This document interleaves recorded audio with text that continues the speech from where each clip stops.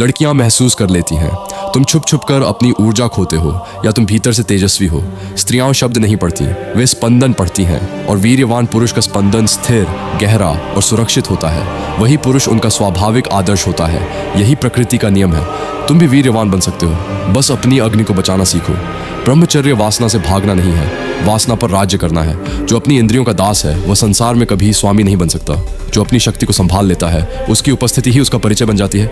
जब तुम ऊर्जा को नीचे गिराते हो तब तुम क्षणिक सुख खरीदते हो और दीर्घकालिक दुर्बलता पाते हो। जब तुम ऊर्जा को ऊपर उठाते हो तब तुम क्षणिक संघर्ष सहते हो और आजीवन तेज प्राप्त करते हो। स्मरण रखो, वीर्य केवल द्रव्य नहीं है, वह ओजस है। ओजस केवल शरीर नहीं बनाता, वह व्यक्तित्व गढ़ता है। ओजस आंखों में ठहराव देता है, वाणी में भार देता है, चाल में आत्मविश्वास देता है। और जब ओजस स्थिर होता है तो संसार का व्यवहार बदल जाता है। भाग्य अचानक नहीं बदलता, ऊर्जा की दिशा बदलती है। जब ऊर्जा बिखरी नहीं रहती तो अवसर स्वयं मार्ग खोज लेते हैं। एक केंद्रित पुरुष परिस्थितियों का दास नहीं रहता, वह परिस्थितियों को मोड़ देता है। स्त्री आकर्षण का मूल चेहरा नहीं है, मूल है स्थिरता। बेचैन पुरुष आकर्षक नहीं होता, स्थिर पुरुष चुंबकीय होता है और स्थिरता आती है संयम से। यदि तुम 30 दिन स्वयं को जीत लो तो 300 दिन संसार तुम्हें हार नहीं पाएगा। यदि तुम इच्छा को आदेश दे सको, रुको, तो तुम किसी भी भय को आदेश दे सकोगे, हटो। ब्रह्मचर्य दमन नहीं है, यह आत्मराज्य की घोषणा है। यह कहना है मैं क्षणिक सुख। जो लड़के सीरियसली चेंज होना चाहते हैं उनके लिए मैंने ब्रह्मचर्य गाइड बनाई है। 10 साल की रिसर्च, वो सब कुछ जो कहीं नहीं मिलता, एक जगह, 99 रुपये से भी कम। जो लेगा दिख, उसे पता चलेगा फर्क। जो नहीं लेगा वो इसी तरह वीडियोस देखता रहेगा और बदलेगा नहीं।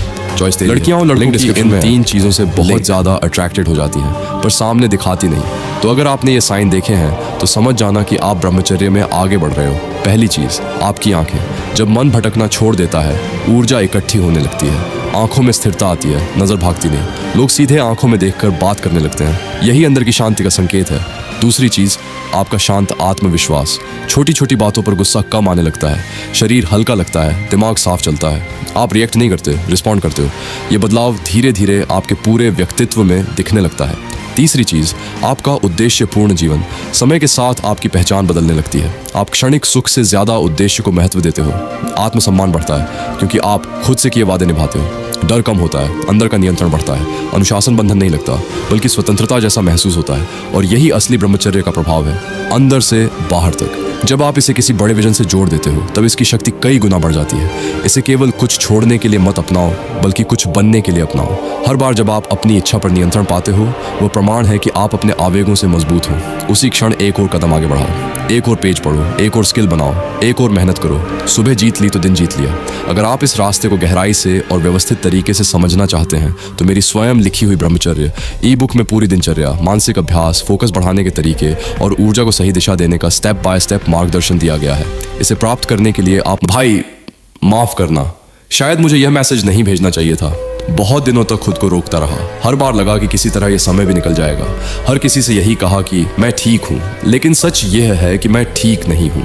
मैंने अपनी पूरी कोशिश की कि किसी के सामने हाथ न फैलाना पड़े। अपनी परेशानियों को अपने तक ही रखा। मुस्कुराने की कोशिश भी की ताकि किसी को मेरी मजबूरी दिखाई ना दे। लेकिन अब लगता है कि मेरे शब्द ही मेरा साथ छोड़ रहे हैं। मेरे पास इस समय आय का कोई स्रोत नहीं है। आर्थिक स्थिति इतनी कठिन हो चुकी है कि कई बार समझ नहीं आता अगला कदम क्या होगा।